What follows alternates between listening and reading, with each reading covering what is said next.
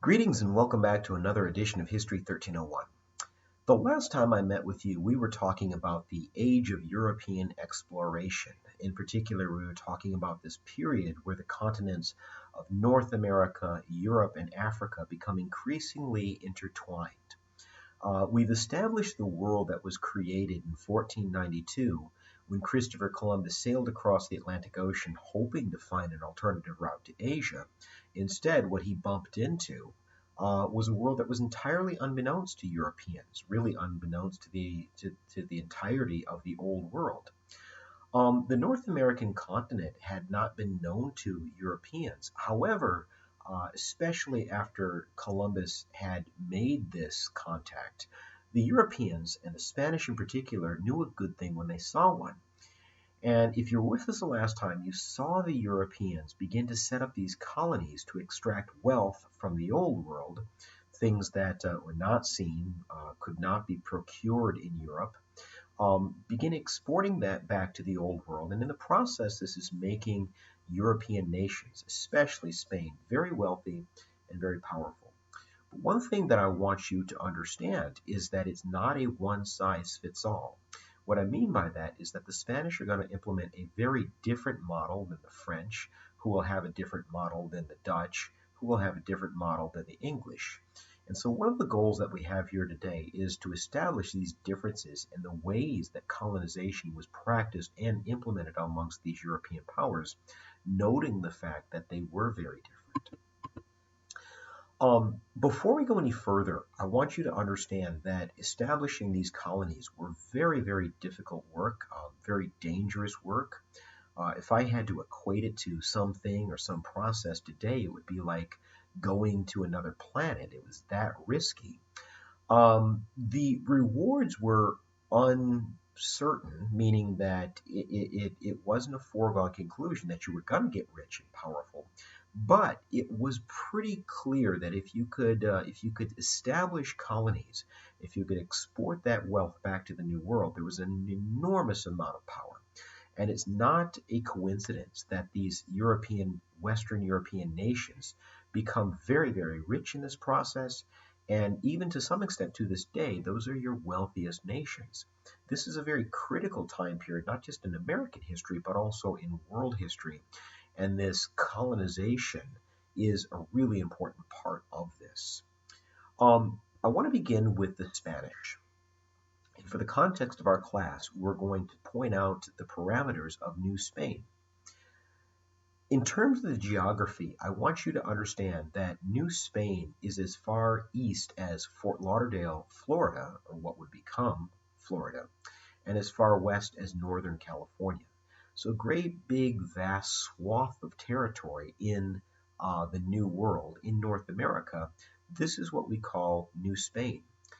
And in particular, what the Spanish begin doing is begin setting up these military fortifications so as to protect themselves from rival European powers that were looking to go ahead and kind of erode the Spanish power within the North American continent. There's an unmistakable military presence in New Spain from a very early standpoint. A second ago, I had referenced Fort Lauderdale. This really does get its start as a military garrison the Spanish established early in the going. But they're not just soldiers and conquistadors that are coming over. There are also a group of religious people called the Franciscans. The Franciscans were a Catholic society that had existed in Spain, and their entire purpose in this world was to convert the indigenous peoples of the Americas to Catholicism. This was their stated goal. They had the blessing of the Pope, and generally speaking, what they wanted to create were more Catholics. To this day, if you go to a city like San Antonio and you take a look at the missions, not just simply the Alamo, but also missions like San Jose, you can see a very clear Franciscan presence there. At the same time, though, there is an unmistakable use that these Franciscan monks play with respect to the Spanish government and the Spanish military. Keep in mind, everybody, that there were not only religions, but really important religions that thrived, that rose, and were practiced by millions and millions of indigenous Americans before Europeans began showing up. A really important part of colonization is going to involve the replacing of these indigenous religions. And it's going to be the Franciscans that will play an important role to the Spanish government when it comes to this process. I want you to think critically about this for a minute. The Spanish government had foreseen a situation where they're not only extracting gold and other sort of natural resources from the Americas. One of the other things that they hoped to establish were some of these cash crops that grew very well in the New World and, more importantly, sold very well in the European market. The problem, obviously, boiled down to labor. Who was going to do this backbreaking work? Originally, the Spanish had envisioned that the Native Americans would be doing this work, but if you're going to get them to do that, then you're going to have to play a little bit of mind control with them. And it's in that realm that the Spanish Franciscans are going to play an important role. By converting these indigenous peoples to Catholicism, it brought them one step closer to thinking of themselves as Spaniards. What the Spanish government was hoping to do was to get these people, the Native Americans, to think of themselves as Spaniards. To do that, they wanted them to dress like Spaniards, to ranch and farm like Spaniards, to speak like Spaniards, and of course practice their religion like Spaniards. And this involved the erasing of those pre-1492 native religions that had thrived throughout that period. And so, as you can see, if you can convince these individuals that they're in fact Catholics, then that's one step further than to convincing them that they're Spanish. And all of a sudden, making them go out and do this backbreaking labor that's creating a lot of wealth and power for Spain is a lot easier of a process. What I want you to understand about the Franciscans, whether they understood their role as such or not, whether they meant to do this or not, in a way, they're playing an important role for the coercing of indigenous labor.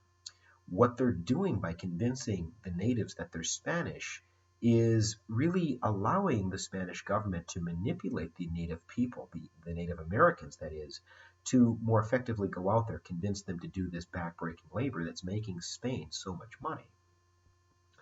There's another group of Europeans that I want us to be aware of, and that would be the French.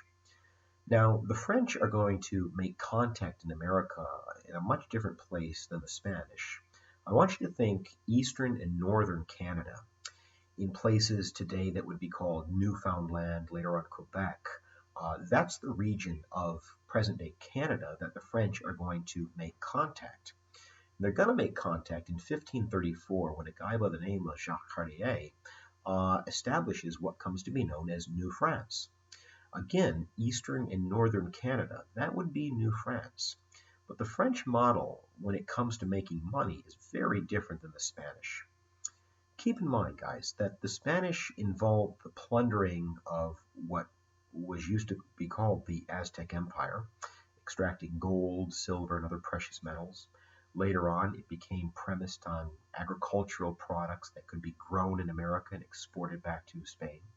The French are going to have a very different model, and if you think about what is there, meaning the natural landscape of eastern and northern Canada, you'll have a little bit of an idea as to what I'm talking about. One of the things that struck the French very early on was that these Native Americans were skilled and very effective fur traders. They noticed that animal pelts, beaver, otter, mink, things of that variety, played not only an important role in Native American life, but they traded in those commodities as well. I mean, keep in mind, we are talking about a time period where fur has become a really big trend, the latest rage, if you will, on the French marketplace. And just like the Native Americans had a use for fur, the French had a use for fur as well.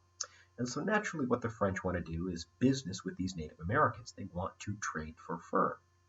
This is going to set up the dynamic in which the French will make their money in the New World. they will establish these very important trading partnerships with Native Americans. And for the most part, it's going to, at least initially, it's going to be very mutually beneficial for both sides. Meaning, not only are the French going to see a really clear cut benefit when it comes to this trading partnership, but so too will the Native Americans, again, at least initially. Um, what the natives especially liked about the French, however, was the fact that not a lot of them came over. If you think about this, you can understand the Native American perspective. They're good for business. They are introducing things that Native Americans had never seen before: metal products, porcelain, textiles, and especially firearms. They were good for business, but there weren't so many of them that you didn't really worry about them taking over your ancestral homelands. So you're going to see a pretty, for lack of a better way of putting it, tight relationship emerging between the French and the Native Americans. Very important alliances that will continue to play a really important role up until the American Revolutionary time period. Um, for right now, guys, I want to introduce you to a guy by the name of Jacques Marquette. In 1637, Marquette is going to sail down this river that you call the Mississippi River, and he's going to claim that territory. Once he gets to the port city of New Orleans, he's going to claim that territory that's north and west of the present day city, New Orleans, for France. The king of France at the time is King Louis XIV, and so naturally he called this big region Louisiana. He named it after the French king. But I want you to think of Louisiana, this massive chunk of North American territory, north and west of what is now New Orleans. Think of that not necessarily as French territory, like the French are living on it, carving it out. Think of it more or less as an area where the Native Americans acknowledged that the French traders would have the right to do business with those Native Americans. Louis tried and tried to give land away in the New World, and nobody took him up on those offers. One of the unique aspects of the French model when it comes to colonization is not a lot of Frenchmen came over and claimed that territory in the New World. Of course, there are exceptions, but for the most part, it's different than the Spanish in that capacity. Um, there is a Catholic connection to the French as well. France, like Spain, was a great Catholic nation, and there were religious societies that had come over and attempted to convert the indigenous peoples. And in the French model, that's going to be the Jesuit missions. The Jesuits are going to attempt to convert many Native Americans to Catholicism, but they're going to have a, shall we say, much kinder, much gentler version of that. It's not going to be as harsh or as coercive as the Spanish model. And in many ways, very similar to those early European Christian missions in places like Ireland or what would become Great Britain. In a lot of ways, they fuse the indigenous culture with many Catholic traditions and many Christian concepts. And so it was far less coercive than what the Spanish are doing. The next group that I want us to be aware of would be the Dutch. And I introduced you a little bit to the Dutch, an emerging European nation, the last time we met. If you recall, what the Dutch are is a colony of Spain. Spain was not only a power in the New World, they were a very big, powerful force in Europe at the time as well. They had colonies really all over Europe, but Holland, the Netherlands, is one of the Spanish colonies on continental Europe. The modern day nation that's kind of sandwiched in between Germany to the east and France to the west, that's the nation that I'm talking about. Now, as I say, the Holland, the Netherlands, they're an emerging European nation and a European power. And one of the things that they're doing as they emerge is pushing for their independence from Spain. One way that they're doing this is they're trying to leverage their powerful position within the European economy. The Dutch are going to establish colonies in the North American continent. And to get the geography down, what would become New Netherland, this is going to be the region that is in between what is present-day Massachusetts, Vermont, Maine, what would become known as the New England colonies, and Virginia, Maryland, North Carolina, what would become known as the tobacco colonies, later on when the English start showing up. Later on, the Dutch interest in North America is going to become known as the Middle Colonies. But for your purposes, I want you to think New York State, especially, New Jersey, and what would become Delaware. That would be the Dutch region of the North American colonies. Um, Much like the French, one of the things that the Dutch are going to establish is a lucrative, fairly mutually beneficial relationship between themselves and the Native Americans. I like to think of the Dutch as somewhere in between the Spanish and the French when it comes to their treatment of the Native Americans. As I just said, they did introduce this trade that was mutually beneficial, at least initially, but at times they were certainly not above the use of violence and the use of warfare to really establish what they wanted. One last thing that I'd like you to keep in mind before we go any further is that New Netherland, relatively similar to the French, they're making their money off of trade, commerce in the New World. This relationship that they're establishing with the Native Americans is not going to be based on agriculture. It's not necessarily going to be based on extracting natural resources, like is the case with the Spanish. It's going to involve doing business with the Native Americans. But make no mistake about it, this is making the Netherlands a powerful and influential nation and would ultimately lead to their independence from the Spanish later on as the century unfolded. For very obvious reasons, one of which is that I'm speaking to you in the English language. The English are going to be the most important European group to colonize the North American continent. Simultaneously, everybody, England really was a Johnny-come-lately when it comes to the colonization game. Probably not many people would make this connection, but it's an important connection. The English got a taste for colonization, not in North America, but on an island nation just west of England that you call Ireland. In 1536, the King of England, a guy by the name of Henry VIII that you're looking at on that screen right there, decided, I see no reason that the Irish should not be subservient to me and should not send all of their wheat and their mutton and all of their wool to England and I'll basically colonize the island nation. It's his daughter, Queen Elizabeth I, that really takes the issue of colonization to the next level for the English. But keep in mind, much of that prime time real estate has been gobbled up by the French. A good chunk of it's been gobbled up by the Dutch, and a very good chunk of it has been already claimed by the Spanish. As I said before, the English really are a Johnny-come-lately, and so even though she would very much like to get involved in this colonization game, there's a lot of European powers that have beat her to the punch. And so one of the things that Elizabeth begins doing is she begins, shall we say, empowering what the Spanish call these English sea dogs. You call them pirates. A good example of who and what I'm talking about would be a guy named Sir Francis Drake. Now, the title, Sir Francis, kind of connotates English nobility. Queen Elizabeth, make no mistake about it, she knighted him, she gave him this honorary title, but he was very much a privateer. He was a pirate.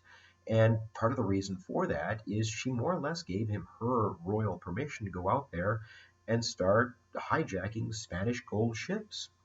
Um, he's not alone. The English are really beginning to pick off many of these ships coming over from the Spanish colonies headed back to Spain proper, and this did not go unnoticed by the Spanish themselves. England is becoming not only a force to be reckoned with, but a direct challenge to Spain's power and preeminence on continental England. But more importantly, I think one of the things that we need to understand about Queen Elizabeth is her development of what will become known as mercantilism. This really begins in the case of Ireland. What mercantilism is designed to do, and this is very important, it's designed to keep English money in English hands. If I were you, I would write that down. keep English money in English hands. If you are an English, let's say, shipbuilding company, the only people that you can do business with would be other English companies. The only people that you can sell your ships to would be English shipping companies. The only people that you can buy your sails from would be English sail making companies, ropes, English rope making companies, tea, English tea companies. You get the idea. It's growing the English economy from the inside out. And it's hard not to be number one when you're the only game in town. So one of the things that Elizabeth is telling the Irish is the only people that you can do business with are us. The only people that you can sell your wool to would be the English. And the only people that you can buy your metal and textiles from would be the English.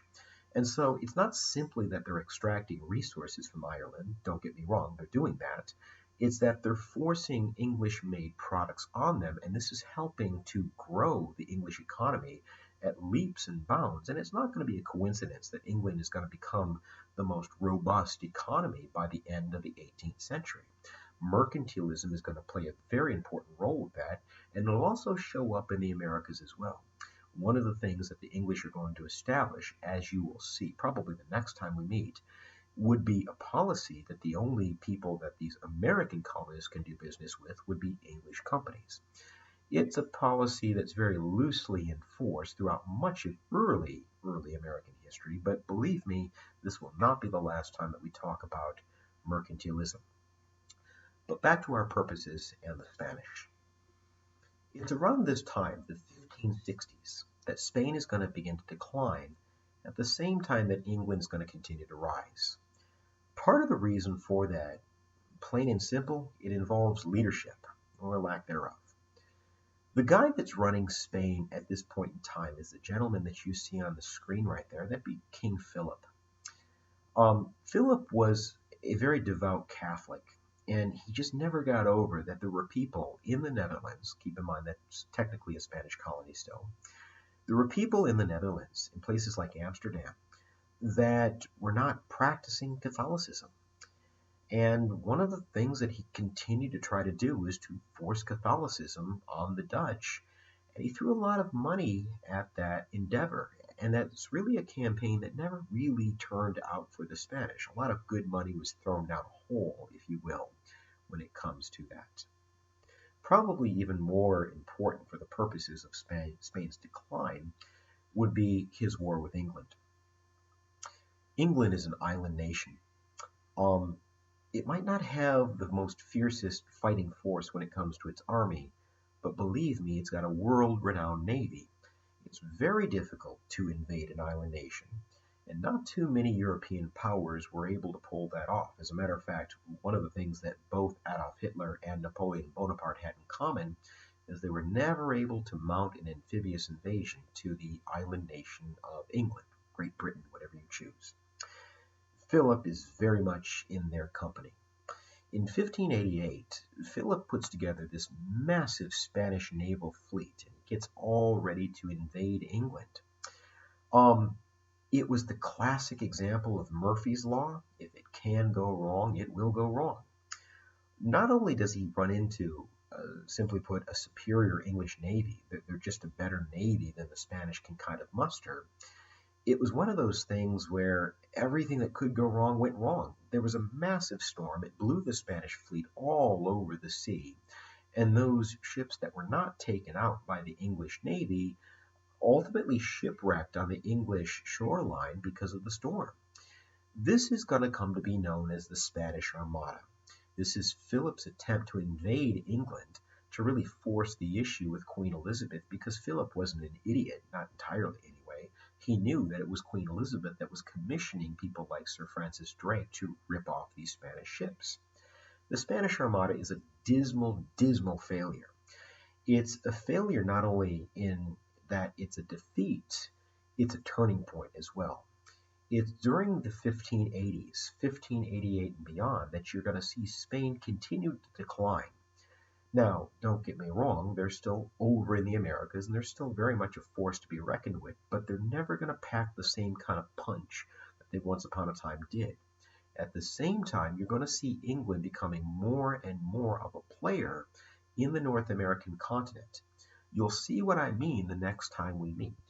But for right now, I want to summarize and conclude. Before I go any further, I'm under no expectation that you're going to write down every single one of those words and commit them to your notes. If you want them, please, by all means, put me on pause and go ahead and jot them down. Paraphrase them if you like. But I want you to understand a few key points as we summarize and we conclude. One of the things that I want you to understand is that colonization was very costly and very difficult, but its rewards really, really were enticing to many of these Western European powers. The next point that I'd like you to understand is that the model of colonization varied depending on exactly what European country you're talking about. I also want you to understand one last thing when it comes to the Native Americans. It doesn't matter if we're talking about the Spanish, the Dutch, the French, or the English. This is going to be devastating to Native American societies. You'll see what I mean, especially when we talk about the English model of North American colonization. You'll see what I mean as early as the Algonquian leader, a guy by the name of Powhatan. And that's where we'll pick it up the next time we meet.